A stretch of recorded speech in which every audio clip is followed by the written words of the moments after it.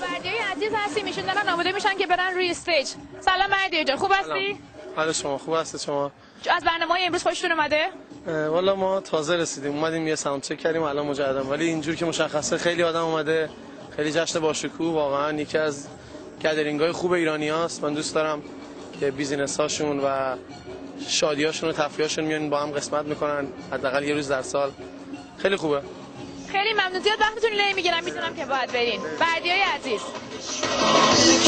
که خوشگلی رنگم باد شرابیه اینقدر سینه چاک داری